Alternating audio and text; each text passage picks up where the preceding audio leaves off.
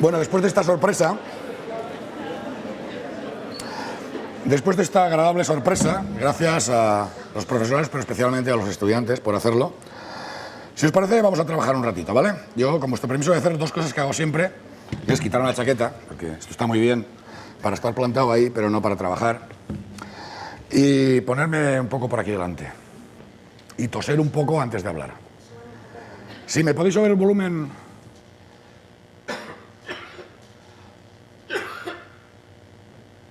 Bien, creo que ahora sí. A ver. Hola, primero que todo. Gracias por la invitación, por la oportunidad de escribirme a todos vosotros. Espero que no os hayan amenazado demasiado para estar aquí. Yo sé que alguna gente sí que tenía ganas de verme porque me invitaron a venir y esta reunión o esta especie de clase o de charla es fruto de esa invitación, de una invitación de compañeros vuestros, que creo que desgraciadamente no están aquí. Sí que están, muy bien. Hola, ¿dónde estáis? Vale, muy bien. Me pillaron fuera de la cafetería y me dijeron, ¿por qué no vienes un día a dar una clase o a hacernos una charla? Claro, ¿por qué no? Encantado. Yo quería hoy comunicar 4 o 5 ideas clave, o 6, no más, y proponeros un ejercicio luego, sin nota, sin examen. Vamos a analizar algunos vídeos, ¿de acuerdo?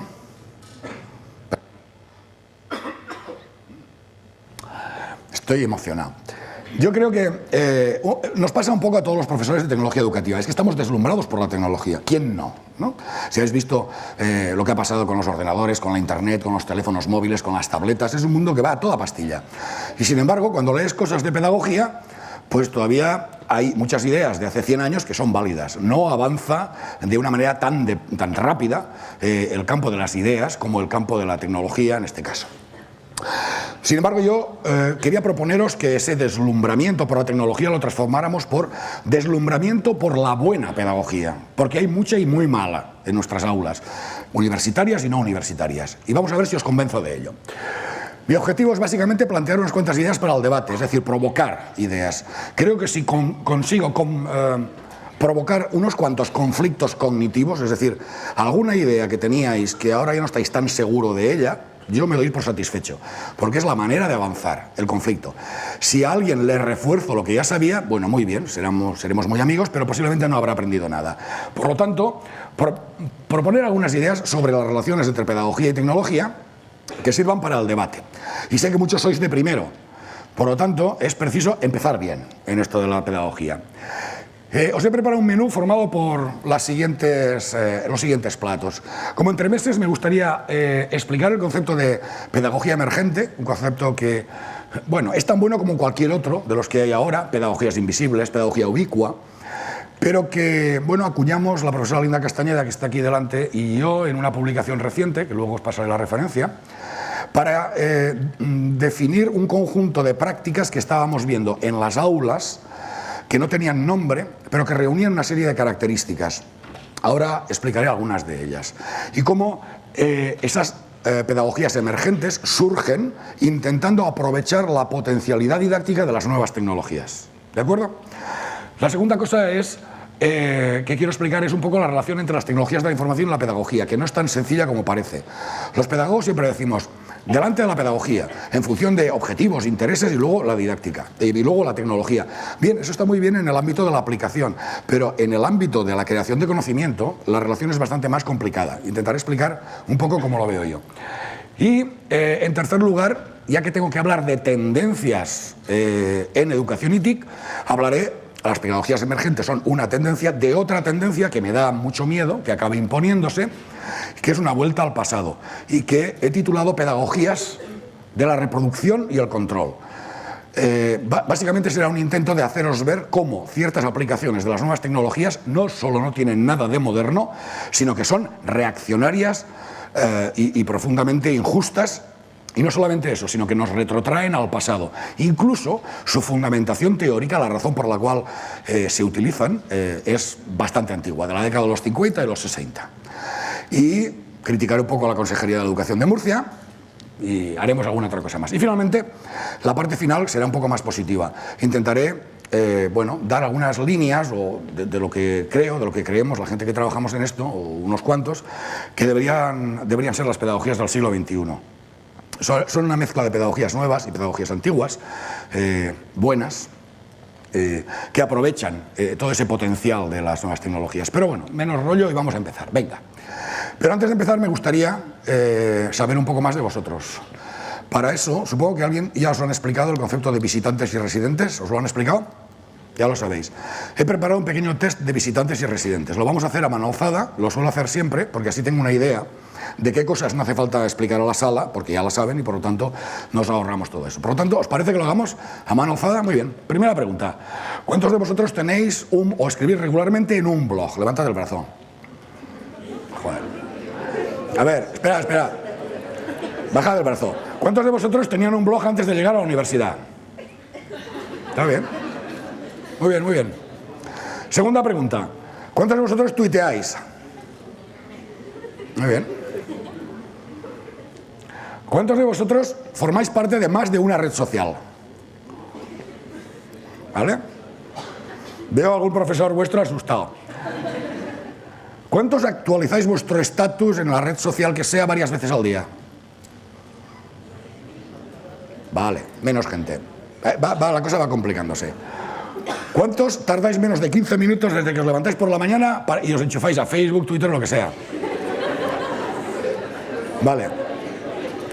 ¿Cuántos dormís con el móvil en la mesita? Vale. ¿Cuántos ya no usáis mucho Google porque cuando queréis saber algo lo preguntáis en vuestras redes sociales en lugar de buscarlo en Google? Ahí os he pillado.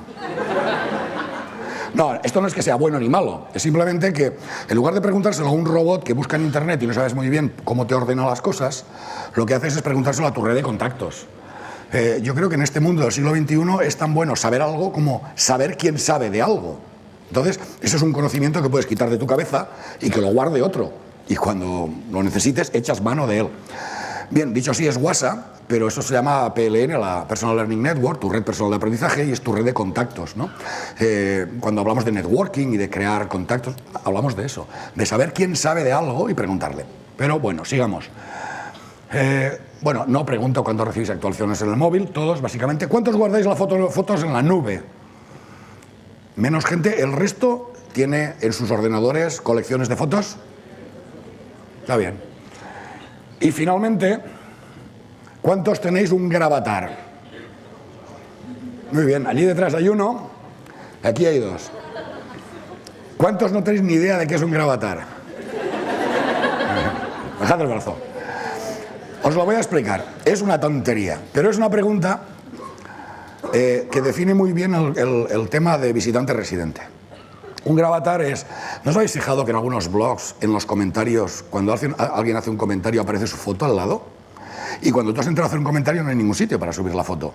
Bien, eso es un gravatar. Te das de alta en un sitio que se llama gravatar.com, subes una foto y la asocias a una dirección de correo electrónico.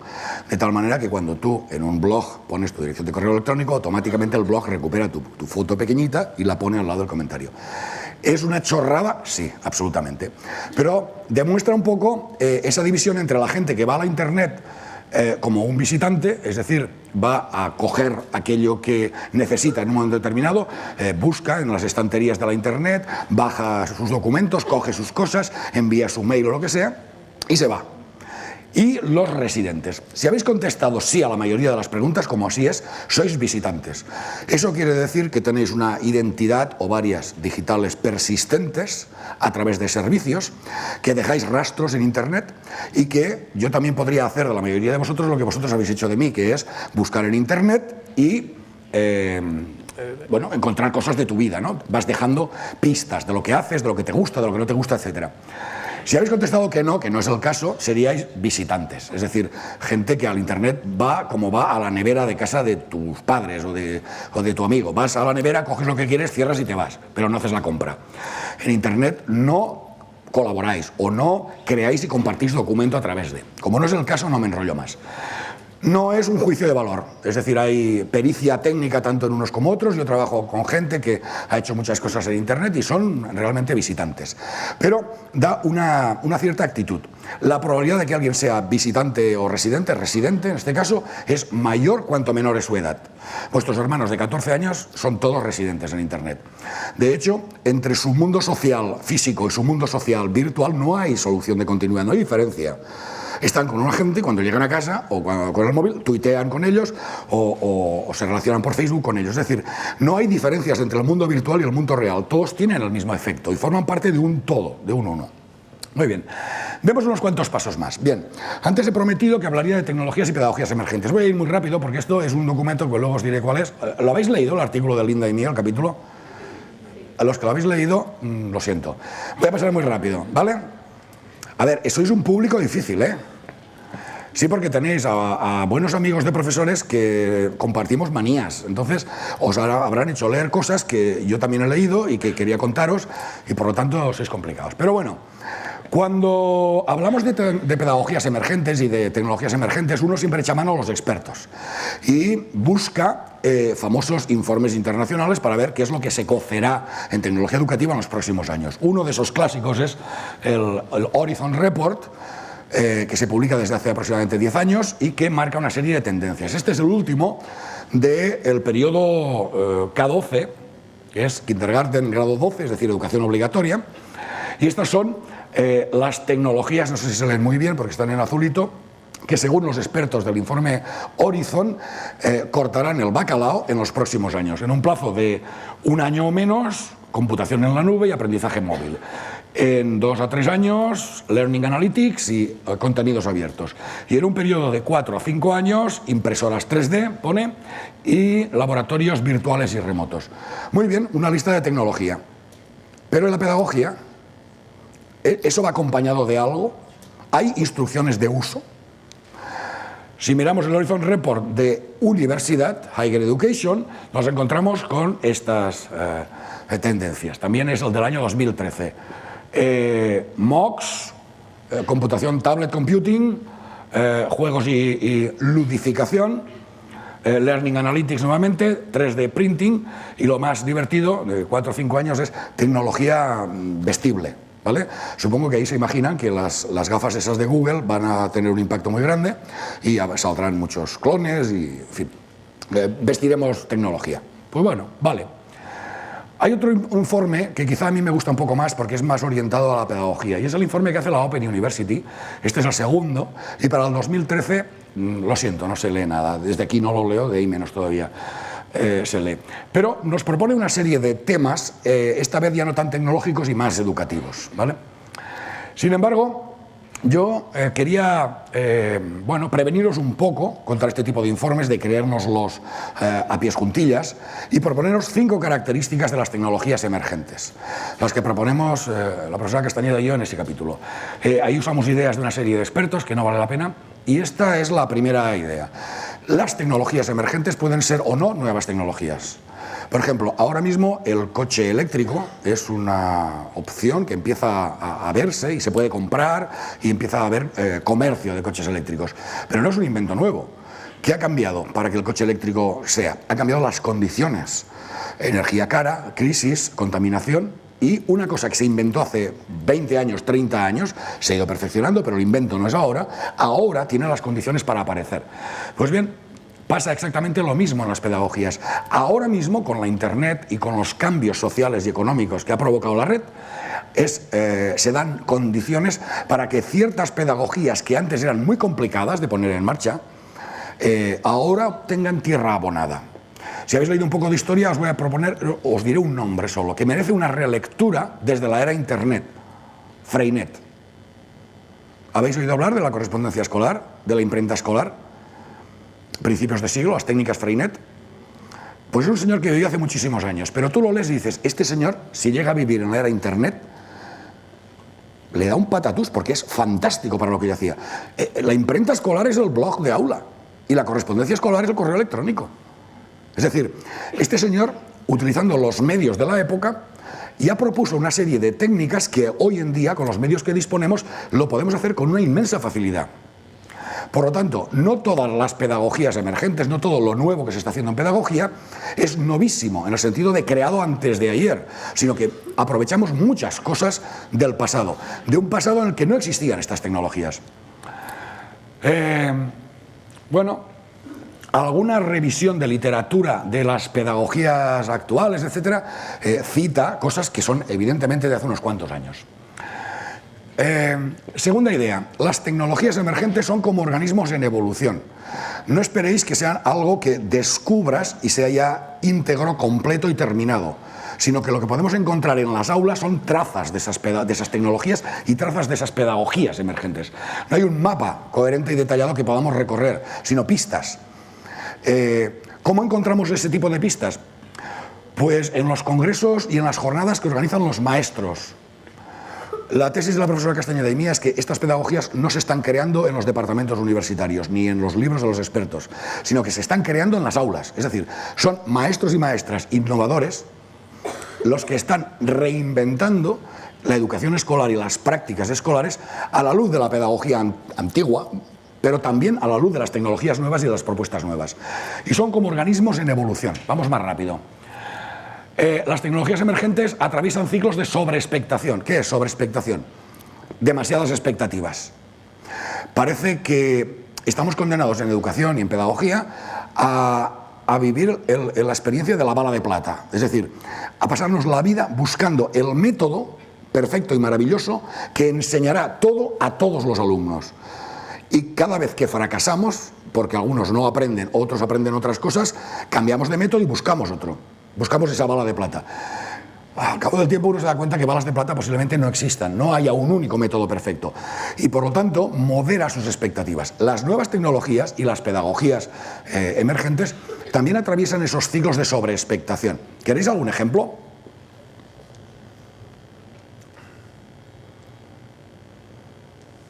Perdón, ahora va. Sois muy jóvenes, pero los que tengamos un poco más de edad, hace 5 años, las pizarras electrónicas lo curaban todo. Tú te comprabas una pizarra digital y prácticamente enseñaban solas. Los niños se motivaban de ver colorines, como si nunca hubieran visto una televisión en su casa. Y el profesor solo tenía que utilizar los materiales que le daba prehechos la editorial para que los niños aprendieran solos y obtuvieran buenas notas, y encima en la publicidad estaban sonriendo. Es decir, los vendedores de pizarras nos vendieron la idea, o intentaron vendernos la idea, de que un aparato tecnológico cambiaba la pedagogía y que además hacía milagros. Unos cuantos años después hemos descubierto que la mayor parte de esas pizarras, muchas están sin desembalar en las escuelas, otras están desembaladas pero prácticamente limpias porque no se han usado, y otras son usadas para hacer presentaciones como esta, con el PowerPoint. Sí que hay gente que utiliza las pizarras bien, pero las pizarras no hacen magia. Sobreexpectación, excesiva esperanza de que eso cambiara el mundo. Ahora, el año pasado, el 2012, fue declarado el año de los MOOCs. ¿Sabéis lo que son los MOOCs o MOOCs? Cursos masivos abiertos online. Son cursos diseñados para ser seguidos por miles y decenas de miles de personas que tienen una estructura típica. Nacieron de otra manera, pero acabaron, gracias a universidades como Stanford y como el MIT, siendo lo siguiente: unidades didácticas con un pequeño vídeo en el que un experto salía allí y te contaba una cosa, 5 o 10 minutos. A veces con una pizarra y te demostraba algo en matemáticas o te enseñaba algo técnico. En ocasiones una persona hablando o una presentación PowerPoint con una voz. Luego te hacían una prueba objetiva en la que te preguntaban una serie de cuestiones para comprobar tu comprensión de eso. Y finalmente podía o no haber un foro en el que tú podías interactuar con los otros 45.000 que estaban haciendo el curso. Bien, eso tenía que cambiar la enseñanza universitaria tal como la conocemos. Cierto sector económico-político norteamericano lo saludó como el fin del gran problema financiero de las universidades y el tipo de curso que bajaría el coste brutal de la enseñanza universitaria norteamericana. Sabéis que en los Estados Unidos el estudiante medio que termina la carrera debe con unos 20 y pico mil dólares. Esa es la deuda media, y que para estudiar los cursos son carísimos en las universidades privadas, en las públicas no tanto, pero también la gente pide créditos y se endeuda. Es decir, aquí nos endeudamos cuando nos casamos y nos compramos el piso, allí se endeudan cuando acaban el bachillerato y les admiten en una universidad para pagar la matrícula de la universidad. es el modelo al que vamos con las últimas subidas de tasas. Es indudable que en la mente de quien gobierna este país ahora ese es el modelo que quiere proponer. El único problema, ¿sabéis cuál es? Que la deuda acumulada de todos los universitarios americanos supera el billón americano, millón de millones, miles de millones, ya me estoy liando, un billón, no europeo, sino americano, de dólares. Es decir, hay una burbuja de deuda de los estudiantes hacia los bancos, las entidades financieras, más grande que la deuda de las tarjetas de crédito en los Estados Unidos, del dinero que gasta la gente con tarjeta de crédito y que debe a los bancos. Claro, eso es un problema muy gordo y esto parecía una gran solución, pero no lo es. Didácticamente se ha criticado mucho, es muy pobre.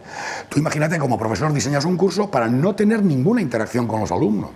Diseñas un curso que es básicamente transmisivo, es como un libro pero enriquecido. Demos 4 vueltas más, 4 ideas más y rápido. Una de las cosas, de las características de las pedagogías y las tecnologías emergentes es que no han sido todavía bien comprendidas. No sabemos muy bien a dónde nos llevan y no sabemos muy bien hasta dónde nos pueden llevar, que es lo más interesante. Es decir, estamos explorándolas y la gente las está explorando. También ocurre con las pedagogías emergentes. No han sido suficientemente exploradas ni investigadas y de alguna manera en eso estamos. La quinta y penúltima característica, porque ahora ya diré una, es que las tecnologías emergentes son potencialmente disruptivas. Bien, con todas las salvedades sobre la teoría de Christensen sobre la innovación disruptiva. A ver si tengo un gráfico por aquí. Sí. A ver, este señor, Christensen, profesor de Harvard, tiene una teoría muy celebrada que dice más o menos lo siguiente. Ojo con las innovaciones pequeñitas y aparentemente inocuas, que hacen mucho menos de lo que tú esperas de una tecnología, de un producto, porque pueden crecer y pueden acabar arramblándote y sacándote del mercado. Una innovación disruptiva es aquella innovación que rompe las reglas del mercado. Es aquella innovación que empieza siendo pequeñita, no es enemigo para las grandes empresas que fabrican productos, pero que poco a poco, acumulando usuarios que no están dispuestos a pagar el precio de la innovación potente y del producto potente, y añadiendo funciones, acaban sacando del mercado a los grandes fabricantes.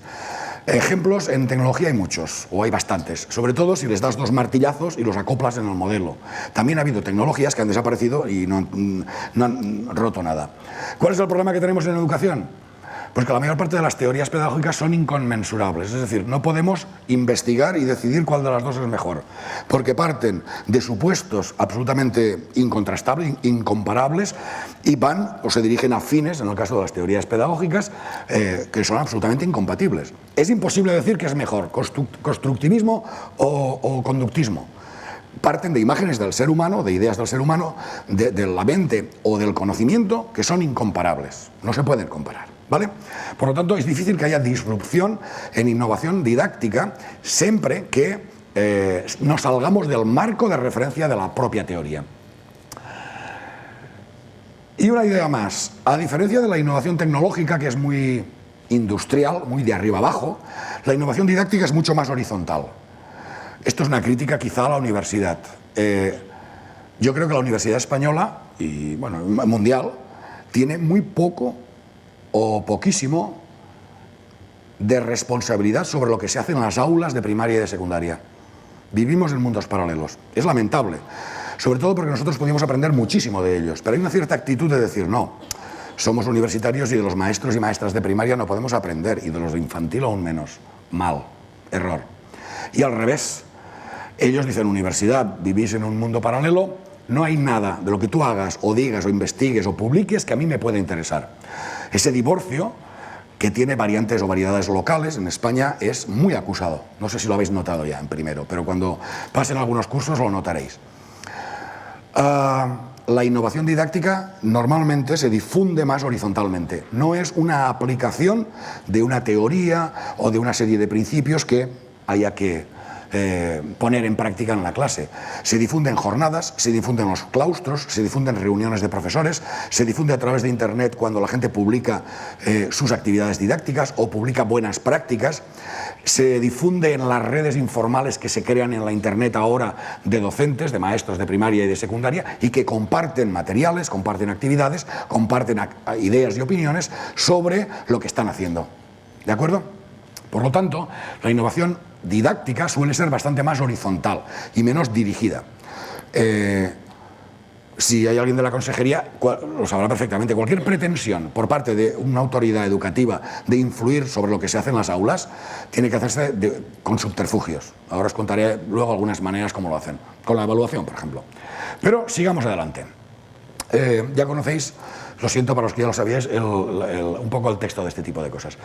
Yo quería situar, para hablar de tendencias, quería situar encima de la mesa la relación entre tecnología y pedagogía, sobre todo en dos ámbitos, en el ámbito pragmático, en la acción, y en el ámbito epistemológico, en el ámbito de la investigación y del conocimiento. ¿De acuerdo? O cómo pasamos de convertir o de analizar o de disponer de artefactos a convertirlos en instrumentos. Y pondré algunos ejemplos que intentaré que sean lo más conocidos posibles. Mi ejemplo favorito de tecnología, la llave inglesa.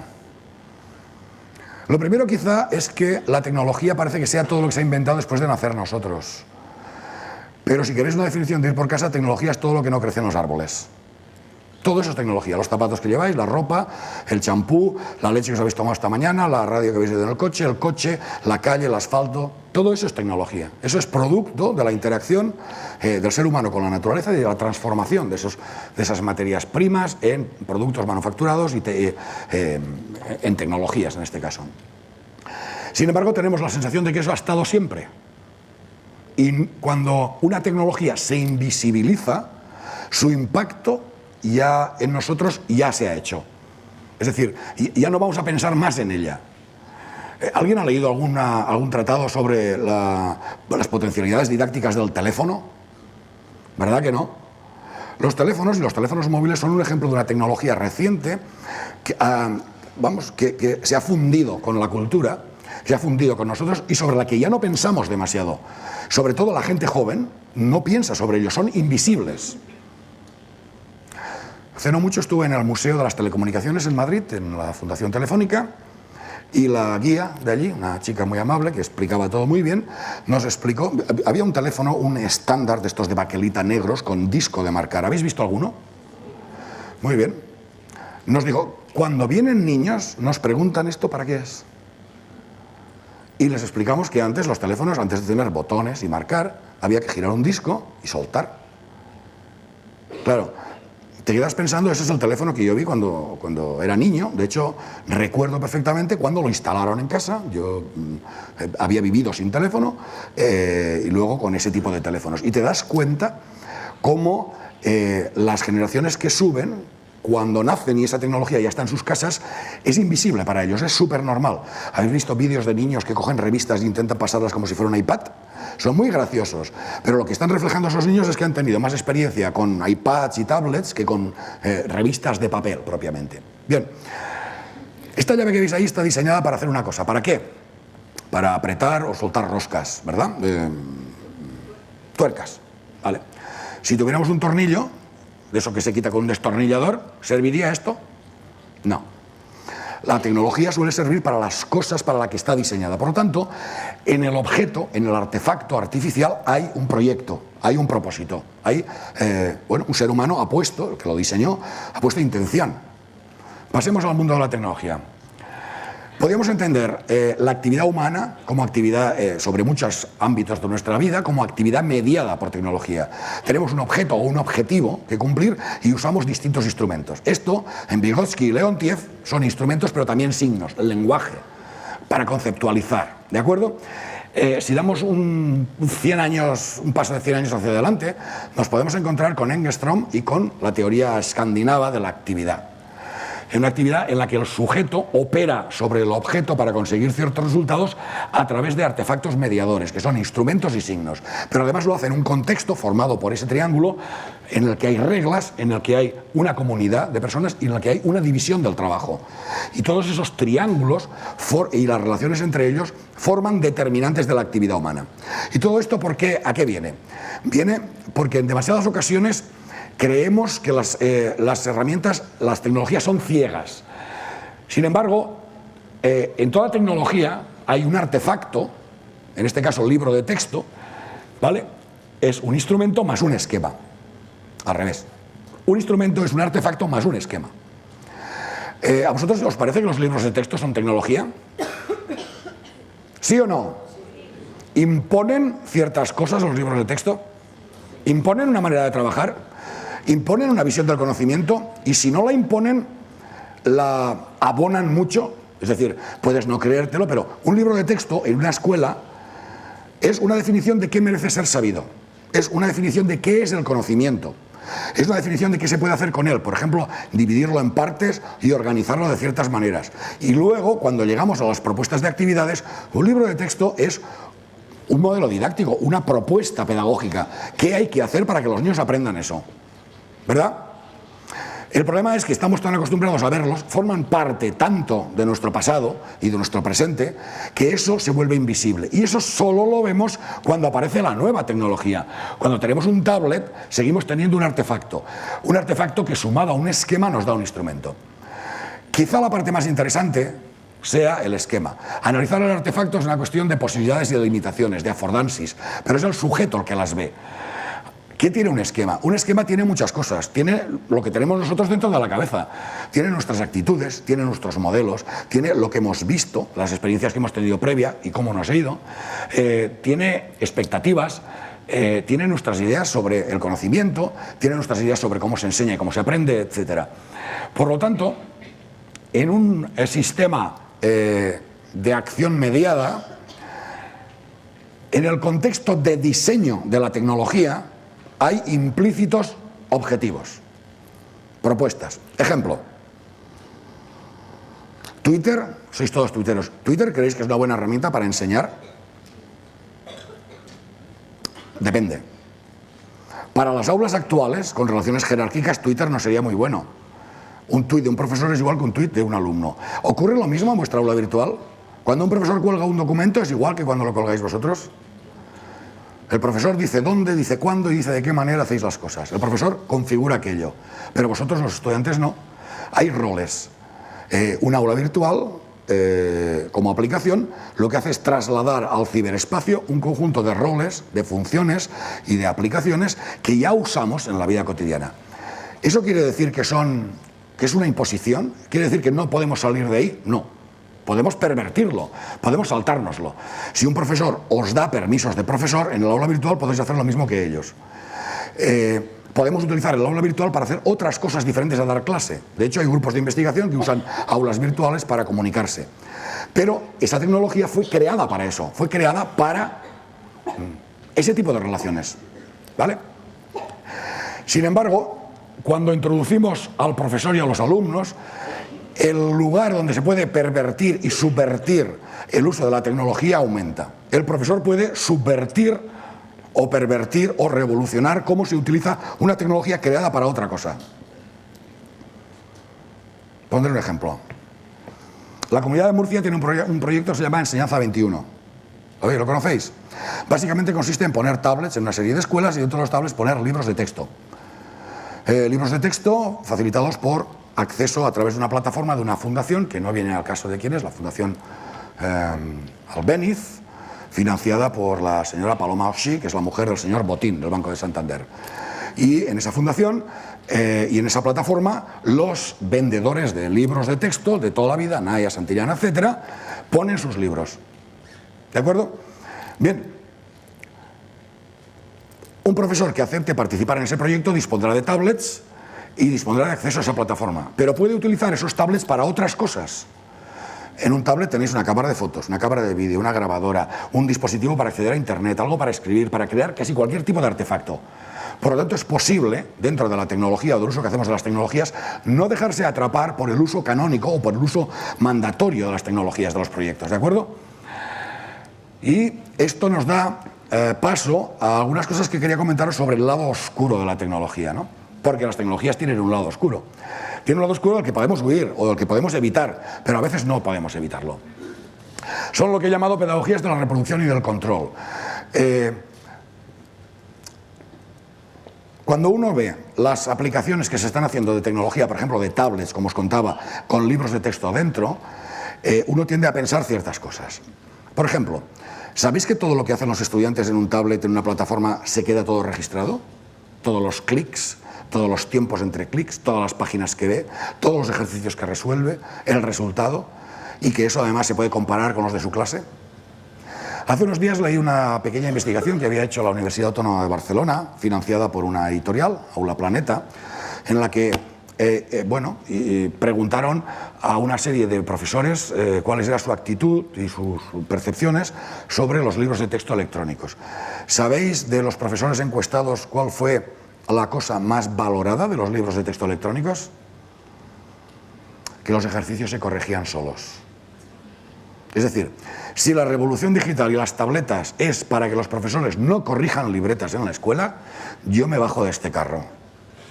Esto no es para lo que estamos trabajando. Esto no es exprimir las posibilidades de la tecnología. Esto no es abrir el mundo a la escuela, ni abrir la escuela al mundo, ¿vale? Pedagogías de la reproducción y el control. Hoy es el PISA Day. ¿Sabéis lo que es el PISA Day? El PISA Day es el día en el que la OCDE difunde los resultados de PISA. De hecho, si buscáis en internet pisaday.org, veis ese sitio, veréis el montaje que tiene el gobierno estadounidense para difundir los resultados de PISA.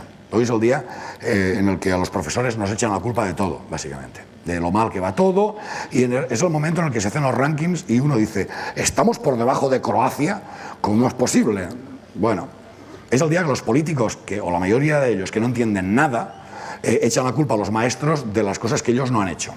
Pero bueno, y es el día que los periodistas, que a veces entienden menos, cogen esos rankings y los interpretan a su aire, básicamente como la liga de fútbol profesional.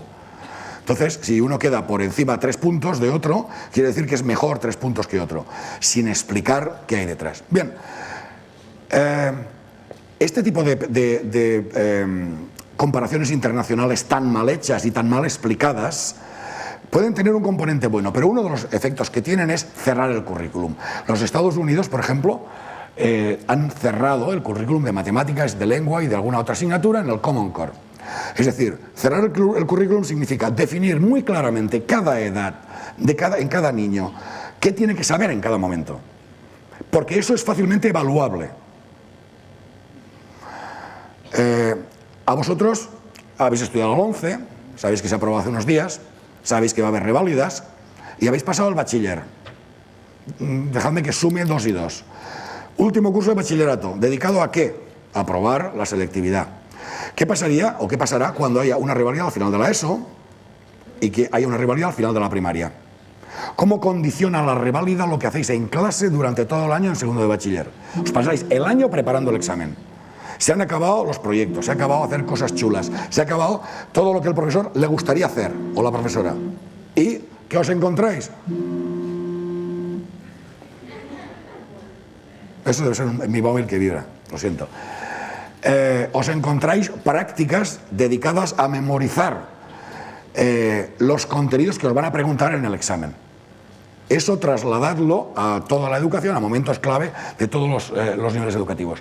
Estos son pedagogías del comando y del control. Son pedagogías en las que los gobernantes deciden qué tienes que saber en cada momento de tu vida y los profesores somos esbirros en el sentido de James Bond. ¿Habéis visto los esbirros, esos que mueren y son prescindibles? Los profes somos esbirros que tenemos que conseguir eso.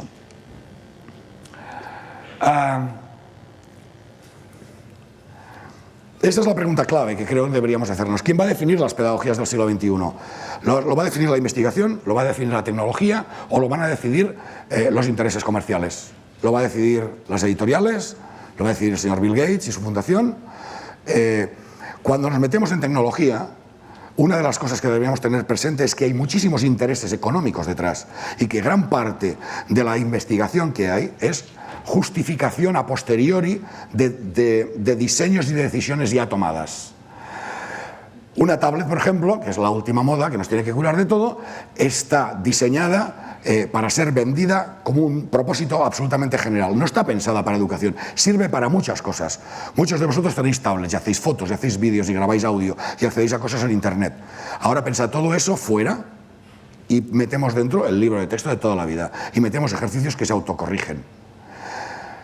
El problema es que hay gente que ha pensado más que eso. Ha pensado, por ejemplo, compararte con tu clase, a ver cómo respondes. Y ha pensado que el orden en el que estudias las cosas debería personalizarse. Es decir, en estudiar lo mismo, en el mismo orden, la secuencia de aprendizaje se debería personalizar para cada persona en función de ciertas variables. Por ejemplo, cómo lo has hecho en los temas anteriores.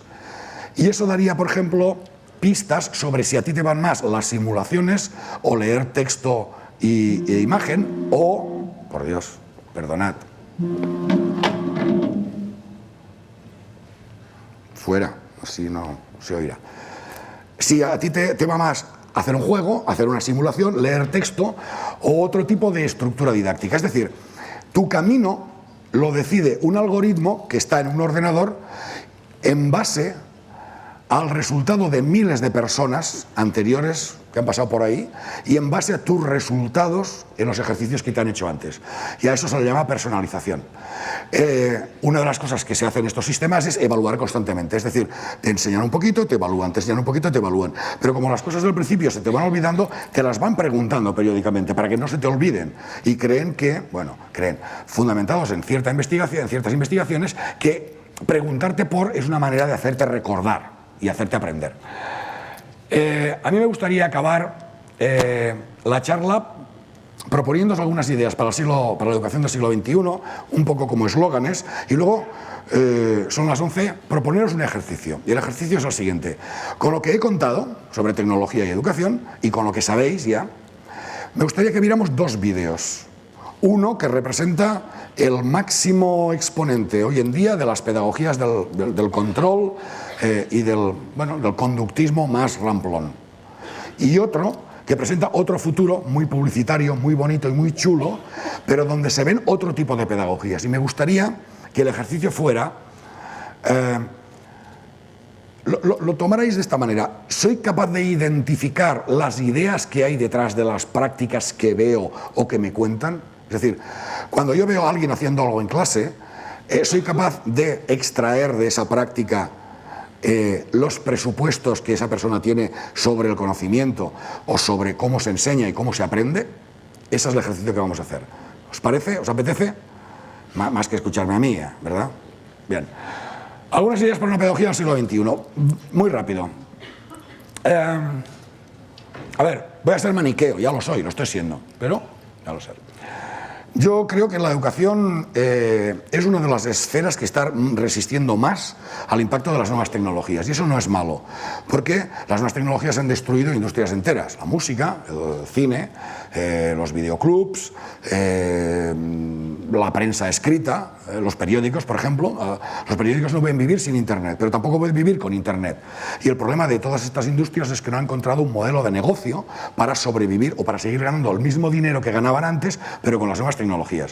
Los fabricantes de libros de texto, por ejemplo, tienen que asegurarse el dinero que ganaban antes, o si no, los accionistas crucificarán a los gestores. Entonces, están buscando maneras, aliándose con la tecnología, para seguir cobrando. No tanto, pero también van a bajar sus gastos al no producir cosas materiales y meter los libros dentro de los tablets. Es decir, las nuevas tecnologías han llegado a la escuela, pero están en la puerta y han entrado en los bolsillos de los alumnos. Han entrado con esto, el instrumento más prohibido de todas las escuelas y todos los institutos del mundo, el móvil. El móvil, es una grabadora, es un dispositivo para acceder a Internet, es una cámara de vídeo, tiene GPS, es una brújula, accedes a mapas, puedes crear cosas con él y sin embargo no lo aprovechamos. No lo aprovechamos porque contrasta fortísimamente con las prácticas actuales en educación, lo que estamos haciendo en las escuelas. Primera idea, la educación creo que no puede seguir ignorando que fuera hay un mundo que ha cambiado y que tenemos que preparar estudiantes, alumnos, para que vivan en ese mundo. Y tenemos que armarles con herramientas, con ideas, para vivir bien en ese mundo. En una sociedad compleja y cambiante como la nuestra, es muy difícil decir qué van a necesitar los estudiantes dentro de 20 años. ¿Vale? La única solución que tenemos es hacer gente que sepa aprender toda la vida y hacer sobre todo gente que cree conocimiento nuevo, no gente que reproduzca conocimiento nuevo. Por lo tanto, formar aprendices permanentes autorregulados. ¿Y este tipo de cosas cómo se hacen? Bueno, algunas ideas. La primera que deberíamos tener clara es que educación es más que saber cosas. Reducimos educación a saber cosas. Ayer di una charla en un instituto y una persona que estaba allí me decía, a mí es que el otro día el profesor de matemáticas me decía, pero es que estos chicos llegan de la primaria sin saberse las tablas de multiplicar. ¿Qué error hay ahí? A ver, ¿alguien ha detectado un error lógico en la frase? Pregunto, ¿hay que saberse las tablas de multiplicar o hay que saber multiplicar? En la escuela hay que saberse las tablas de multiplicar, pero en el mundo hay que multiplicar. El mismo lenguaje muchas veces nos es muy traicionero. Saberse las tablas de multiplicar es un objetivo educativo. Multiplicar es una competencia. Y es lo que le van a pedir en el mundo. ¿Vale? Educación es bastante más que saber cosas. De hecho, hay como 3 metáforas grandes sobre qué es educación. La metáfora, la primera, la que más usamos, es la metáfora de la conducto-sustancia. La metáfora que consiste en creer que el conocimiento es una cosa. Es como un líquido. Nuestro lenguaje cotidiano está lleno de metáforas de ese estilo. Por ejemplo, cuando yo digo, en este país el nivel educativo es muy bajo. Nadie se extraña, ¿verdad? ¿Qué es un líquido? ¿Nivel? ¿Vale? Cuando yo digo, la profesora Castañeda imparte esta materia. Materia es una cosa que se toca. Lo que hace Castañeda en las aulas es, se toca. Impartir, ¿sabéis quién imparte cosas? El Papa imparte bendiciones, los verdugos y los jueces imparten justicia y los profesores imparten sabiduría. ¿Qué es impartir? Es transferir. Esta metáfora consiste en creer que el conocimiento es que tiene las propiedades de una sustancia, de un líquido o de una materia, y que podemos hacer con ese conocimiento lo mismo que hacemos con la materia. Por ejemplo, trocearlo en partes y luego volverlo a montar. Así cogemos una disciplina, la dividimos en partes, la asignamos a diferentes años, cada una la dividimos en temas y cuando acabamos de hacer la carrera, de haber enseñado biología, pretendemos que los alumnos piensen como un biólogo o una bióloga. Saber biología no es pensar como un biólogo. Son cosas completamente diferentes, no completamente, pero bastante diferentes. El lenguaje cotidiano está preñado. Hacer una carrera como distancia, transmitir conocimientos, adquirir conocimientos como si se pudieran comprar. Es decir, la metáfora que hay detrás de aquí es, el conocimiento está en la cabeza del profesor o en los libros. Y de ahí lo que hacemos, la pedagogía, consiste en transferirla a la cabeza de los estudiantes. Y para comprobar si ha ocurrido, medimos 2 cosas, la cantidad y la fidelidad. En los exámenes no preguntamos, del tema 8, ¿se te ha ocurrido alguna idea original que no se le ha ocurrido a nadie en relación a esto? No, preguntamos, explícame el tema 8, y lo más fiel posible a tu libro de texto o a lo que dijo tu profesor. Por lo tanto, la metáfora de la adquisición, o la metáfora conducto-sustancia. Pero hay otras metáforas. ¿Recordáis? Marina siempre estaba hablando de que para educar hace falta de una tribu, ¿verdad? ¿Qué quiere decir para educar hace falta una tribu?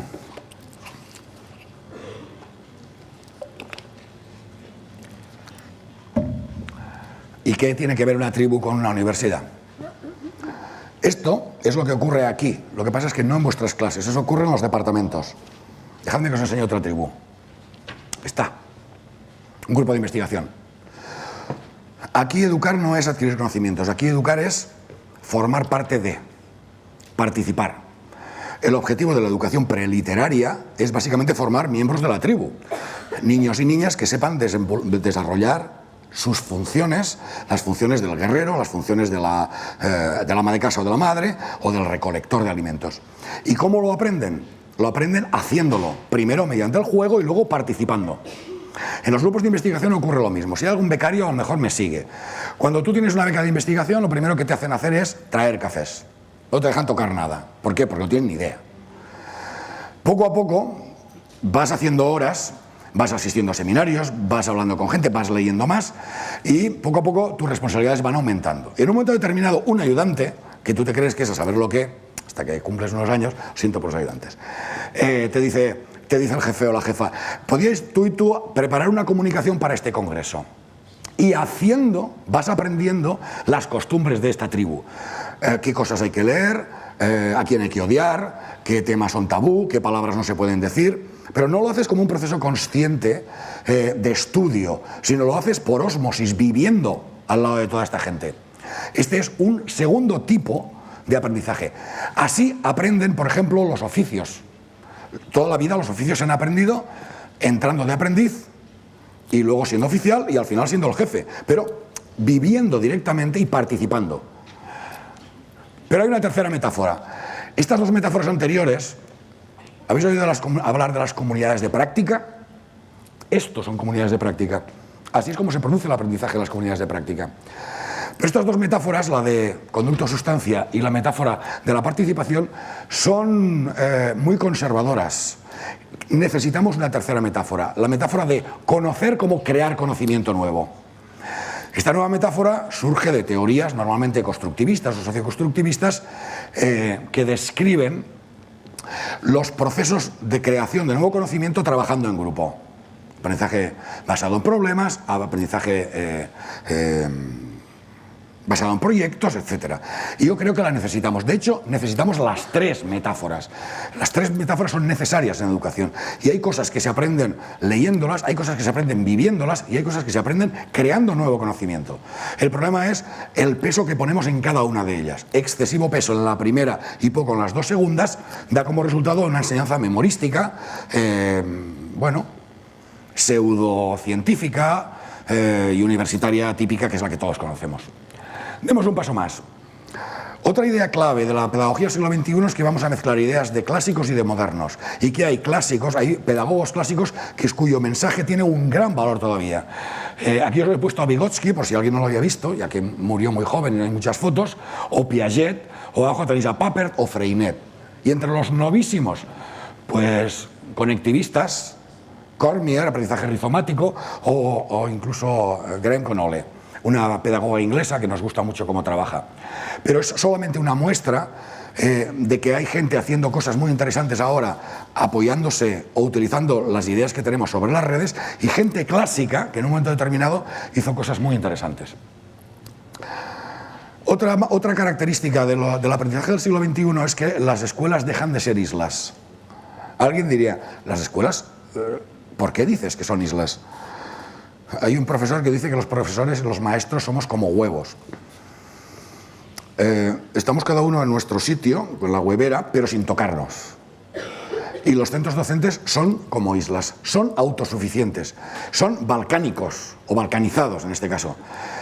En alguna ocasión, he tenido ocasión de, perdón, para la redundancia, de dar alguna charla o de visitar a algún amigo en un centro educativo que está enfrente de otro, una escuela de primaria y una escuela de primaria. Y por casualidad, porque estaban enfrente, haces la pregunta. Y la pregunta es, bueno, ¿trabajáis con ellos haciendo cosas? No. Lo voy a decir de una manera un poco cruel. En cada escuela se inventa la rueda todos los días. Cada maestro o maestra que tiene un problema cree que es el único en el mundo que tiene ese problema. Sin embargo, hay miles de maestros que lo han tenido y muchos miles que lo han solucionado. ¿Cómo pueden las nuevas tecnologías contribuir a acabar con la idea de que los centros educativos son islas, que los centros docentes son islas? Con otra mentalidad, entendiéndolos como nodos de una red y cambiando un chip que tenemos aquí dentro, que es: lo que he hecho yo es mío y no lo comparto con nadie porque me ha costado esfuerzo y se van a aprovechar de mi esfuerzo. Y por lo tanto, como yo soy tan bueno, me lo guiso y me lo como, tampoco miro lo de nadie, porque nada de lo que haga nadie de fuera de aquí vale un pimiento. Esa mentalidad que tenemos los educadores, muchos la tienen, debemos desterrarla. Yo creo que no he aprendido más en mi vida que los últimos 3-4 años que estoy en Twitter. Twitter es una herramienta muy curiosa, lo digo porque esto a mucha gente sorprenderá. Twitter es a la gente que sigues. Por ejemplo, si sigues a Piqué y Shakira, sabrás mucho de Caquitas de Milán, que es su hijo. Si sigues a Justin Bieber, sabrás todas las gilipolleces de la vida de ese personajillo que no le interesan a nadie. No, perdón, a los 20 millones de personas que les interesan. Y si sigues a tus amigas solo, sabrás... A ver, lo que haces es continuar la conversación que has acabado con ellas 10 minutos antes y hablarás de tus cosas. Seguid a gente interesante e inteligente en Twitter y aprenderéis mucho. Pero aprendéis mucho del tema que queráis. Seguid a maestros y maestras que lo hagan bien, a profesores universitarios, a no profesores universitarios. Yo creo que es la herramienta a la que más le debo en los últimos años. Sencillamente me ha permitido conocer gente muy interesante, aprender mucho de ellos. Y como es asimétrica, que no es como Facebook, es decir, nadie necesita aceptarte para que tú puedas leer lo que él pone, yo sigo a gente fabulosa. Yo, no sé, a Downes, a Stephen Downes, o a Connolly, o a Derek Cormier, que he sacado la foto antes, son gente que yo todos los días leo lo que dicen. También ocurre que hay gente muy interesante que en Twitter no dice nada. Dave Wiener, David Wiley, lo siento, no lo sigáis. Es que no dice nada, no comparte casi nada interesante. Entonces, seguid su blog o lo que sea. Pero tener contacto con toda esta gente, ver qué están leyendo, ver qué están haciendo, ampliar vuestro entorno personal de aprendizaje es la mejor manera de romper esas pequeñas islas o grandes islas en las que vivimos. Y romper esa dinámica del centro como isla. Y eso es combinar aprendizaje formal e informal. Y es, yo creo, una actitud. Antes ha salido una diapositiva que ha pasado muy rápida y es, creo que en el siglo XXI necesitamos aprendices autorregulados y autodirigidos. Eso quiere decir, creo, que en el siglo XXI necesitamos personas que sepan aprender, pero también que sepan qué aprender.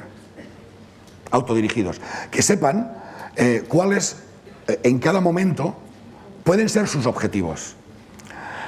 La idea de combinar aprendizaje formal e informal es cambiar de actitud. En lugar de sentarnos a esperar que venga alguien a formarnos o quejarnos de que no tenemos formación, las nuevas tecnologías nos permiten, por nuestra cuenta, adquirir una enorme cantidad de información y una enorme cantidad de formación y participar en procesos, a veces formales y a veces informales, de desarrollo y de educación. Cierto que vivimos en un mundo absolutamente basado en el certificado, pero los aprendizajes informales posiblemente te abran muchísimo más la mente y los horizontes que los aprendizajes formalizados, orientados al examen y orientados al título. ¿De acuerdo? Más que una pedagogía de de respuestas, yo os propondría una pedagogía de preguntas. Enseñamos respuestas. Yo tengo la sensación, no sé si vosotros como alumnos lo vivís, pero yo tengo la sensación que en clase estoy constantemente contestando preguntas que los estudiantes, mis estudiantes, no se hacen. ¿No tenéis la sensación de que los profesores os dicen cosas que no sabéis dónde van? Pues yo supongo que es la sensación desde el otro lado.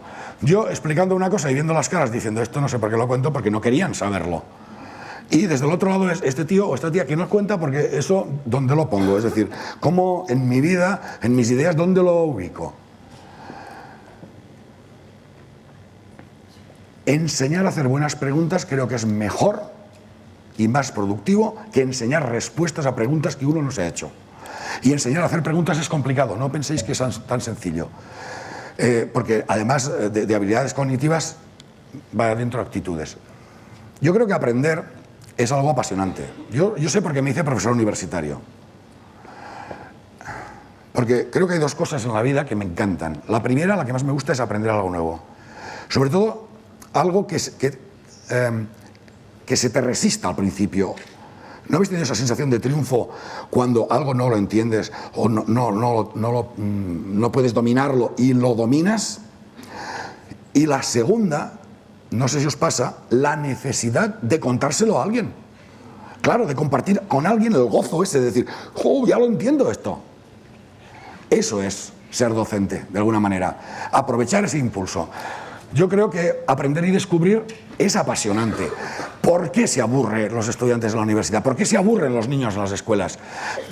Las pedagogías del esfuerzo, tal como se formulan, por lo menos en nuestros gobernantes, son las pedagogías de Esto es como es y no vamos a hacer un esfuerzo por cambiarlo. No vamos a cambiar la manera de dar las clases. Si te aburres es tu problema, pero está el examen y te voy a fundir y tu vida será una mierda. Y de ahí vas a ir al mundo del trabajo, a un trabajo mal pagado y horrible. Las pedagogías del esfuerzo es la no pedagogía, la negación de la pedagogía. ¿Eso quiere decir que tiene que ser todo súper fácil, tiene que ser todo súper agradable y todo jugando? No, no. Antonio Bartolomé, un colega, tiene una expresión que me gusta mucho. Dice, la actividad educativa tiene que ser sencilla o tiene uno que esforzarse. Tiene que ser como hacer burbujas con jabón, que a los 10 minutos están muy bien, son muy chulas, muy espectaculares, a los 10 minutos ya te has aburrido. O tiene que ser como escalar una montaña. ¿Habéis visto a los deportistas de élite? El esfuerzo que hacen, las satisfacciones que obtienen. Yo creo que cuando la gente está enfocada, cuando la gente tiene objetivos que persigue, que comprende y que comparte que tiene que perseguir, el tipo de esfuerzos que realiza es infinitamente mayor que aquellos por el mero castigo, que por la mera evaluación. Dos ideas más. Dejémonos de modas. Las nuevas tecnologías algún día deberían pasar de moda y dejar de decirse nuevas, y serán tecnologías. Pero introducirlas en las escuelas está costando mucho dinero y mucho esfuerzo. Está costando cambiar prácticas. Y en muchas ocasiones te das cuenta que se introducen para nada, para hacer exactamente lo mismo. Por lo tanto, mi propuesta es muy simple. Nuevas tecnologías cuando aporten valor. Cuando no aporten valor, no. Si tú pones una pizarra digital y lo que vas a hacer es tú rayar en ella como rayabas en la de tiza, más vale que no la pongas. Si tú vas a poner un libro de texto electrónico con tablets para hacer exactamente lo mismo que hacías con los libros de texto, no lo hagas, no te gastes dinero, no gastes, no fastidies a los padres o no hagas gastar energía a la gente para hacer exactamente lo mismo. Esto hay gente que se molesta cuando lo digo. Los maestros, los docentes somos inmensamente conservadores, pero mucho. No asumimos riesgos. No somos en muchas ocasiones capaces. Ayer aprendí una palabra que me gustó mucho, voy a compartirla con vosotros, y es insumiso curricular. ¿Sabéis lo que es un insumiso curricular? Es aquel profesor que tiene un currículum, me lo tiene que dar, pero también da otras cosas. No se limita solamente a lo que pone la BOE. Bien, esta idea simplemente hace temblar a cierta gente. Dice, ¿cómo voy a dar algo que no está en el diario oficial? Eso es un insumiso curricular. Y yo creo que en educación debería haber más gente. Dejadme que os haga una pregunta utilizando una metáfora. ¿Un maestro es más parecido a un capataz o a un arquitecto? Un capataz es aquel que coge la cuadrilla y dice, esto se hace así, así, así, coge los planos y aplica. Pero a un capataz no se le ocurre desviarse 1 milímetro de un tabique. ¿Qué queréis ser en la vida? ¿Capataces o arquitectos? Mucha gente entra en educación porque quieren ser capataces. Porque para ser capataz no hay que pensar, solo hay que obedecer órdenes. No hay que arriesgarse, si se cae la casa es culpa del arquitecto. Pero tampoco hay beneficio, ganas menos dinero. En este caso, tampoco hay beneficio. No tienes una profesión de la que te puedes sentir orgulloso. ¿Habéis oído hablar del síndrome del burnout, de quemarse? ¿Sabéis cuál es el maestro o el docente que tiene las más altas posibilidades de quemarse antes de los 40 años? Aquel que no encuentra sentido en lo que hace todos los días. Que está haciendo algo en lo que no cree, porque se lo mandan, y que no encuentra en ese algo que está haciendo, que esté haciendo algo útil. Yo sé que hay gente que a lo mejor trabajar en un banco y hacer cosas detrás de una mesa la llena de orgullo y satisfacción, la llena de felicidad. Pero yo creo que no estamos aquí porque nos guste eso. Yo creo que estamos aquí porque nos gustan varias cosas. Nos gustaría cambiar el mundo. Nos gustaría tener una profesión en la que nos sintamos útiles. Nos gustaría tener una profesión en la que la sociedad nos valorara hasta cierto punto ese esfuerzo por cambiar las cosas. Por lo tanto, asumir riesgos, innovar y cambiar lo que no funciona debería ser casi asignatura obligatoria en la universidad y en la formación de docentes. El tema clave ahora mismo es la evaluación. La evaluación es quizá uno de los puntos calientes del nuevo sistema. Luego os haré una metáfora, busco una diapositiva un poco llamativa para hacerla. La evaluación es como un análisis de sangre. ¿Os habéis hecho un análisis de sangre? Si tú haces un análisis de sangre y buscas tu nivel de colesterol, no te sale tu nivel de glóbulos blancos, ¿vale? Es decir, tienes que buscar algo. Cuando nosotros hacemos un examen, estamos predeterminando en la evaluación qué queremos encontrar. Yo creo que las pedagogías del siglo XXI deberíamos hacer evaluaciones mucho más tolerantes con la ambigüedad y con los aprendizajes no planificados, con las cosas que se han aprendido haciendo la actividad, pero que no había planificado yo, que yo no había predicho. Aprendizaje más rizomático, aprendizajes emergentes, es decir, cosas que surgen y que debería tenerlas en cuenta, sobre todo si se alinean con las competencias que trabajamos en la escuela o en el instituto. Es decir, no solo buscar el conocimiento exacto de aquello que yo he transmitido, la materia que ha pasado de mi cerebro del libro al cerebro del libro del alumno. Y esto, bueno, el PISA Day, ya os lo he comentado, hay como varias enfermedades en educación. Una enfermedad que a lo mejor os transmitimos aquí en las facultades de educación es la cuantofrenia. La cuantofrenia consiste en que si algo no puede ser medido con números, no existe o no tiene la menor importancia. Que si algo no puede ser cuantificado, no vale la pena. No existe. Y que por lo tanto, no, lo digo que lo transmitimos por una sencilla razón, porque ¿cómo podría deciroslo? Sí, la revolución gerencial de las universidades y el gobierno de las universidades de los últimos 10 años va por ahí. Es decir, a nosotros los profesores nos miden todo lo que hacemos. Tenemos que dar cuenta de todo. Y todo tiene que estar en rankings y organizado y medido y cuantificado. Y eso se transmite a los estudiantes. Pasa de 10 estudiantes a 250 y conviertes a un profe que era muy enrollado y estaba muy bien en un loco de la medida y de las pruebas objetivas y de medirlo todo y tenerlo todo cuantificado y de los estándares. Tenía un profesor, esta es la diapositiva, que contaba la siguiente historia.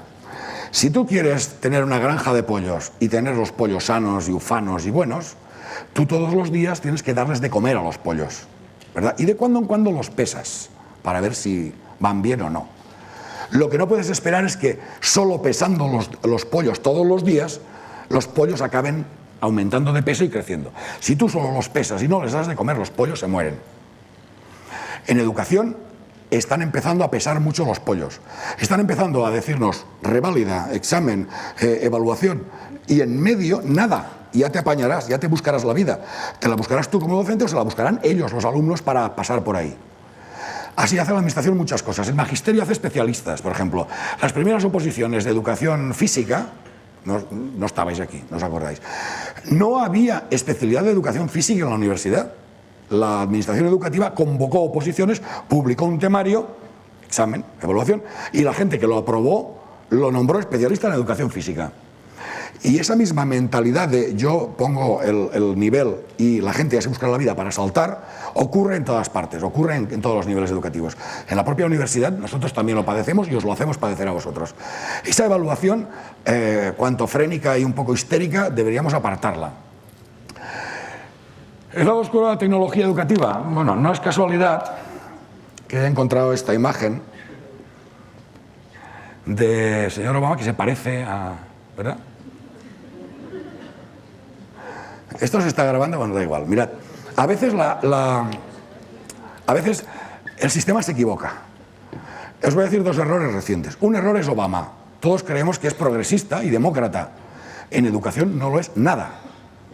En educación, las políticas que hace su secretario de Educación, Arne Duncan, los republicanos lo adoran. Y el otro error es el Papa, que han escogido un Papa marxista-leninista, anarquista, no sé lo que han escogido, pero tenemos un Papa que dice cosas que no son de recibo. Pero volvamos con Obama. Obama, en el Race to the Top, por ejemplo, estimula la introducción de estándares y de evaluación de los docentes. Y le hace mucho caso a ciertos economistas de la educación, lo digo porque preparaos porque va a venir aquí, Hanushek, por ejemplo. Si buscáis Hanushek y Bert, os saldrán unas fotos estupendas de la última vez que el señor Hanushek, un economista de la educación, estuvo en Madrid, que lo presentó, la conferencia la presentó Bert, no lo presentó cualquier matao. El señor Harusek dice más o menos, si todos los años cogemos al 20% de los peores profesores y los tiramos a la calle y los sustituimos por otros, en 5 años o en 4 años, posiblemente el sistema educativo aumente su eficiencia en 10 puntos, lo que significa que aumentará aproximadamente en no sé cuántos miles de millones la renta de los norteamericanos. Porque hay una relación directa entre poca educación y pobreza y desigualdad. Hay gente de los Estados Unidos que dice, no, la relación es al revés. Hay mucha relación entre pobreza, desigualdad, mala salud y malos resultados académicos. No es que la escuela vaya a arreglar la desigualdad de este país, es que la desigualdad, si la mitigamos, arreglaremos la educación. El resto de top estimula con muchísima pasta a los estados de los Estados Unidos que hagan programas de evaluación del profesorado. ¿Os acordáis de esos tablets tan chulos con libros de texto y ejercicios? ¿Dónde van los clics de los niños? Van quizá a una base de datos de la editorial o de la consejería o de alguna institución, no de la escuela, en la que es muy fácil agregar datos y utilizar Big Data y Learning Analytics para sacar conclusiones. Por ejemplo, para agregarlos y sacar medias por aulas, por centros, por comunidades autónomas, por distritos, para hacer rankings de profesores. Por ejemplo, hacer rankings de centros, estimular a los que necesitan un palo porque lo hacen mal, etcétera, etcétera. Ojo con el lado oscuro de la tecnología educativa, es decir, los elementos de control que inherentes en el sistema pueden funcionar en manos de ciertas personas en contra de lo que creemos que debe ser la educación. Nos podríamos encontrar en 5 o 6 años estar los maestros, por ejemplo, cobrando, o los pedagogos, cobrando en función de los resultados de sus alumnos en las escuelas. Y ese control sería absoluto y total. Ahí ya no habría ni innovación ni ninguna posibilidad de hacer nada más.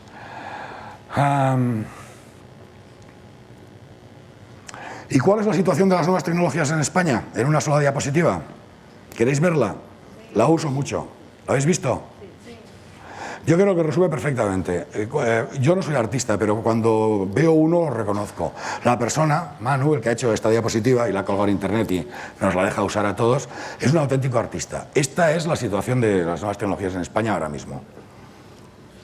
El señor Bert, disfrazado de Steve Jobs, presentando un iPad, y dentro del iPad, ¿veis lo que hay? Una enciclopedia Álvarez.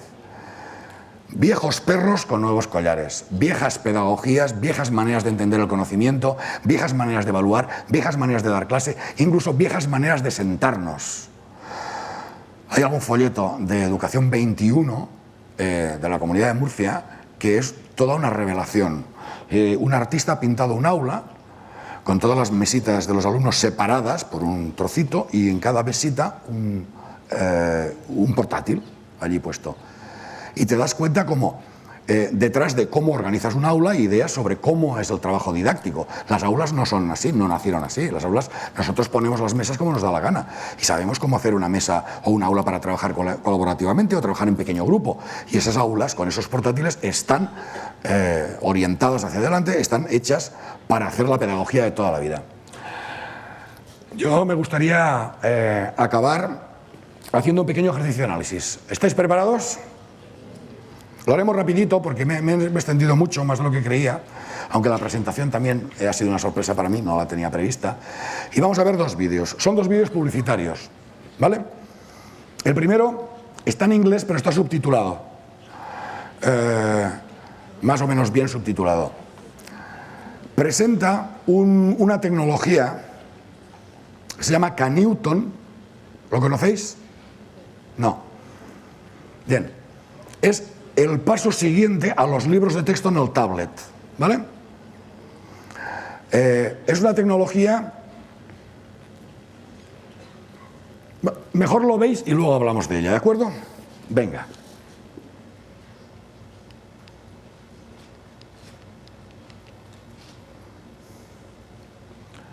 Si quiere. We live in a world where customization has become routine. ¿Se lee desde ahí atrás? From our books, to our movies, to even our social lives. At Newton, we believe that teaching young minds ought to be the most differentiated product there is. Print textbooks deliver students the same information in the same way. But no two students learn in the same way. For example, Rebecca, who is bored by her homework, or Malcolm, who is struggling to grasp basic concepts. It's time to personalize the textbook.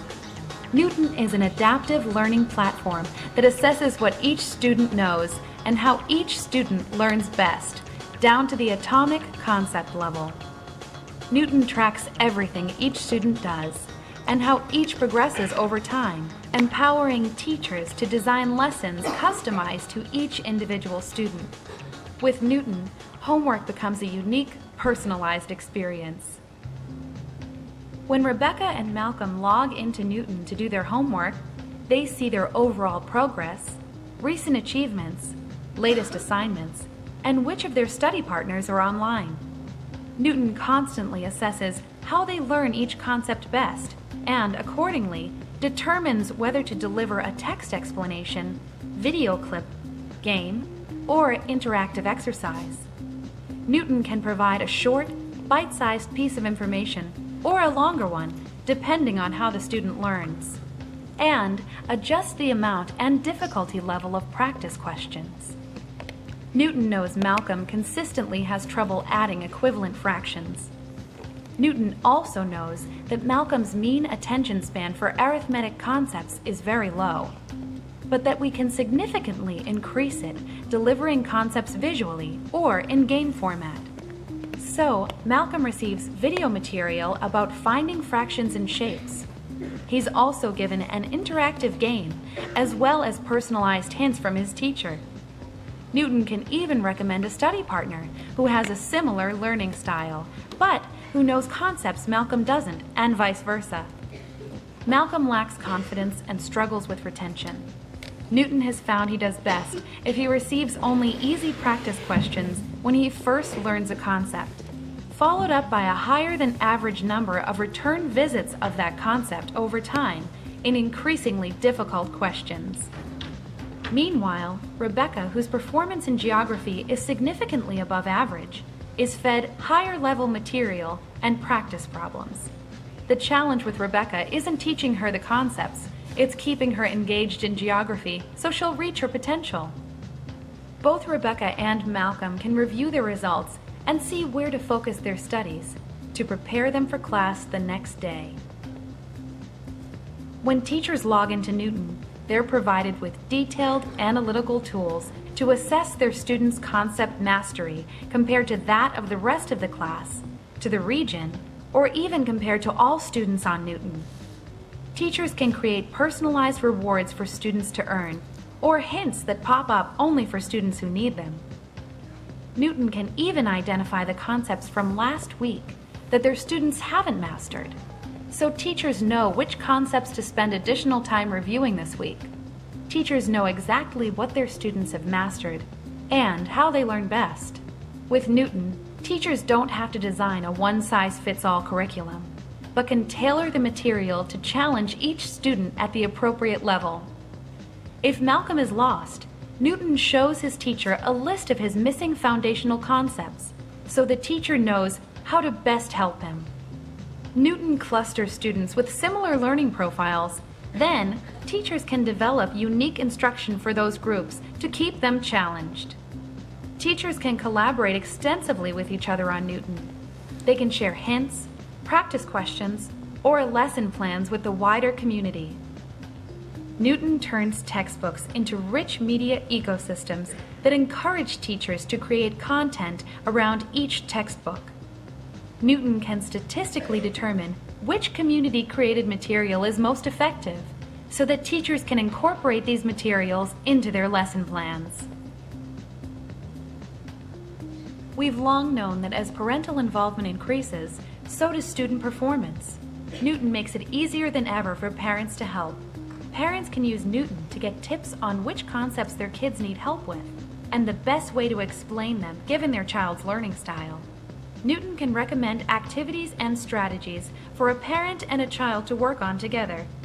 Parents can receive automated alerts as frequently as they like, that inform them when their children have completed their homework, which problems they missed, which concepts they don't understand, and how their children learn best.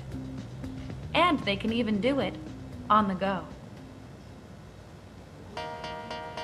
Knewton is building the world's most powerful online education platform, creating for each student each day a study plan that is so personalized that no two students have the same experience. Every time a student logs off Knewton, Knewton compares that student's performance at a concept-by-concept level to that of every other student, past and present, whether that's hundreds or hundreds of millions.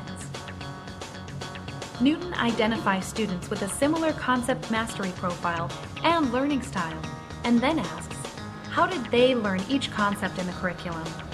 Then, Knewton uses that entire data network to power each student's learning every day. Knewton knows which concepts to prioritize in each session, and exactly how to deliver them. This is Knewton's network effect. It ensures each student will stay challenged, engaged, and learn more than ever before. For publishers, that means rich communities that coalesce around their textbooks. It means a lifetime relationship with each student that is personal and unique, and cannot be shared, reused, or pirated. For teachers, it means analytical tools they've never had before. It means more class time devoted to the fun stuff, building imaginations, and critical thinking skills, while Knewton handles the rote learning outside of class. For parents, it's a powerful yet easy way to be involved in their child's education. And for students, it means much less of the boredom and frustration that so many associate with school. We all know that every student is unique, ever-changing, and growing. Finally, Knewton makes it possible to treat them that way. Learning will never be the same.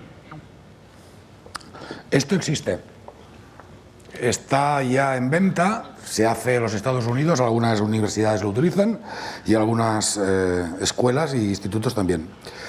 De hecho, Knewton no es una editorial, es una plataforma que firma convenios con editoriales, tiene acuerdos con grandes editoriales norteamericanas para que conviertan sus materiales a su plataforma. Y ellos utilizan, si alguien quiere saber lo que es Learning Analytics a nivel micro y cómo aplicarlo a la educación, utilizan la información de todos sus clientes para diseñar esos learning paths para los estudiantes. Pero aquí hay varias cosas interesantes. Primera, ¿qué concepción de conocimiento hay detrás de esta plataforma? Pues yo creo que es el conocimiento atomístico del conductismo. Cualquier concepto o cualquier aprendizaje se puede dividir en conceptos elementales que se secuencian de una manera más o menos óptima. Aquí ya se encarga el algoritmo que utiliza consulta Big Data y se puede enseñar a cualquiera.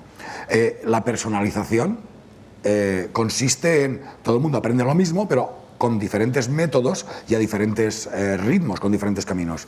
Es más, la evaluación es constante, es decir, concepto, evaluación. Se emplee la metodología que se emplee.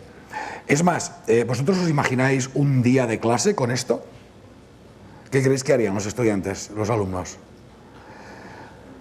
Yo lo diré muy gráficamente, amorrados al ordenador todo el día prácticamente. Y el sistema pita e informa al maestro cuando no se ha aprendido algo. De hecho, el diseño didáctico que hay detrás se llama Mastery Learning, es una cosa de los años 70, liderada por Bloom, antes Skinner, y que consiste básicamente en lo siguiente: hay una especie de, hay un momento del delivery, es decir, se transmite una información, hay una evaluación formativa y de aquí salen dos grupos de estudiantes, los que ya han aprendido y esos se les proponen actividades de ampliación y los que no han aprendido se les proponen actividades de recuperación. A estos, las actividades de recuperación, se les vuelve a hacer una evaluación formativa al final y si no han conseguido aprender todos los conceptos del tema, eso pita. Ya va a los padres, va al maestro, va a tomar medidas excepcionales.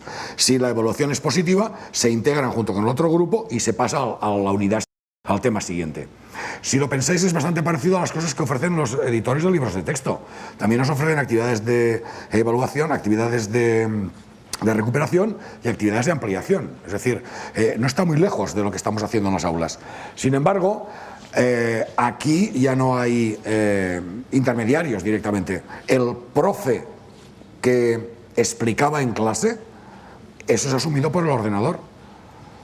El profe que explica en clase no puede personalizar y dar 40 explicaciones diferentes, no tiene tiempo. El ordenador sí. Sí que puede presentarle a uno una simulación y a otro presentarle un ejercicio autocorrectivo y a otro un vídeo, lo que sea. Producir materiales para esto es bastante caro, pero el beneficio es muy grande. La cantidad es una cuestión de escala, básicamente, ¿vale? Es más, K-Newton es una empresa que hace una cosa, hacía y gana dinero de una cosa que en los Estados Unidos se llama Test Prep. Test Prep es la abreviación de preparación de tests. Sabéis que en algunas o en muchas universidades norteamericanas para entrar te piden que tengas una cierta puntuación en un test estandarizado que se llama el SAT, S-A-T. Pues había empresas que se dedicaban no a enseñar ni a educar, sino a preparar a la gente para triunfar en esos tests. ¿Alguien se ha sacado el carnet de conducir hace poco? Pues una experiencia parecida a eso. Cuando te enseñan el carnet de conducir, ¿qué te enseñan? ¿A conducir o a pasar el examen?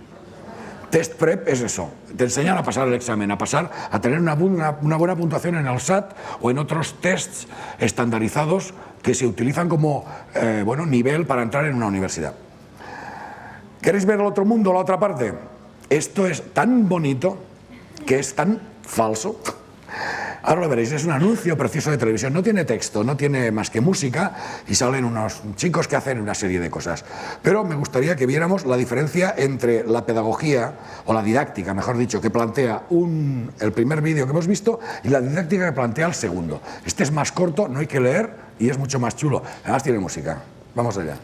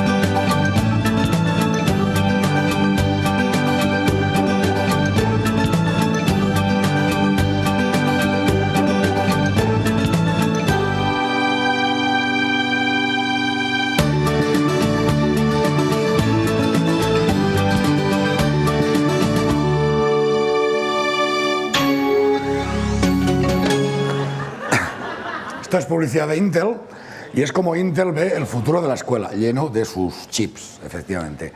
Todas las tecnologías que habéis visto existen y, bueno, había muchas críticas que hacerle, ¿no? Primero, que lo del cálculo de estructuras a la edad que tienen esos niños, yo creo que es de segundo de ingeniería, eso. No es un tema así como que esté en la ESO. Y después, bueno, es tan maravilloso, tan chulo, son todos tan guapos, tan atractivos, tan étnicamente variados. El profesor es tan guapo, atractivo, atento. El sistema se ocupa de tantas cosas y las impresoras 3D son tan chulas que da ganas de... iba a decir de vomitar. No, es tramposo, es muy tramposo. Pero detrás hay otra pedagogía. ¿Lo habéis visto? Trabajan por proyectos, trabajan competitivamente, son los americanos, con otras escuelas, consultan expertos y utilizan la tecnología para salir de la escuela. Si comparáis eso con Canewton y con las herramientas de ese estilo, que lo que hacen es, en la pantalla de tu ordenador, presentarte contenidos, materiales, simulaciones, juegos y evaluaciones constantes y avisar a tu padre de que has tardado media hora más que la media de tu clase en hacer los deberes, pues la verdad es que es con un contraste bastante fuerte. Aquí también hay transmisión, el señor, ¿cómo se llama? Rico, no sé cómo se llama, el profe, salía arriba, explica. También hay consulta, a ver, el padre, por ejemplo, habéis visto que no hace nada absolutamente, solo sonríe y se maravilla de lo guapa y lista que es su hija. Y es el único momento, no sé si os habéis dado cuenta, que sale un libro de papel. Lo consulta el padre, es un libro de Puentes, está allí, pero no hacen casi nada con él. Todo se hace a través de ordenadores. Pero hay detrás posiblemente más trabajo de pedagogos más realistas que los de Canewton. A mí es un modelo que me gusta más, ¿no? Esa mezcla de cosas donde hay proyectos, donde rompemos o saltamos los muros de la escuela para consultar a un ingeniero que es muy atractivo y muy amable y que atiende a todas las escuelas del mundo porque no tiene otra cosa que hacer, situado hábilmente delante del puente que están construyendo sus compañeros y que además va súper limpio. Pues bueno, es como muy tramposo, pero es publicidad a la tele. Pero detrás hay ideas. Esas son las ideas que quería presentaros. Y quería además acabar un poco la charla aquí con 2 o 3 ideas, ¿no?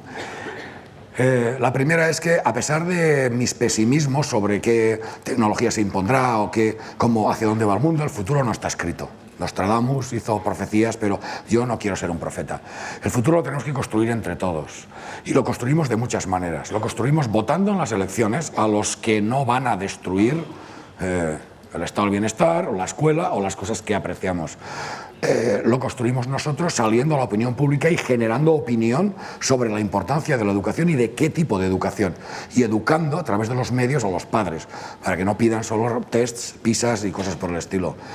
Y lo construimos nosotros trabajando día a día y haciéndolo bien y comprometiéndonos y apostando por este tipo de cosas y ayudando a otros compañeros y formando redes y comunicándonos y compartiendo lo que sabemos y ayudando a otros a aprender. Por lo tanto, no es el futuro lo que está escrito. Yo creo que después de la tempestad viene la calma, que hay un arco iris al final de la tormenta, que la hierba volverá a crecer y que ahora estamos viviendo una época realmente negra, negrísima, pero que es más que posible que haya una vuelta de péndulo y que vuelva a salir el sol y que seamos felices otra vez, no, que seamos un poco más optimistas de lo que podemos ser ahora y que la tecnología no se va a utilizar en educación para oprimir a la gente, controlar y vigilar a los maestros y tener a los niños controlados en todo momento, sino que se puede utilizar como una herramienta de creación y que de alguna manera en el futuro las nuevas tecnologías se pueden utilizar en Internet. Venga, estoy terminando, venga, venid aquí. Se puede utilizar en Internet, bueno, para el bien y no para el mal. Eso es prácticamente lo que quería hacer, lo que quería contaros, y ahora lo que quería preguntaros es ¿qué pensáis hacer vosotros cuando salgáis de aquí? Es decir, ir a charlas y ir a exámenes está muy bien, pero está todo muy mal, ¿vale? ¿Y qué piensas hacer tú? ¿Qué podemos hacer nosotros? ¿Cómo podemos mejorar eso? Y esa era mi propuesta para hoy. Muchas gracias a todos por vuestra atención.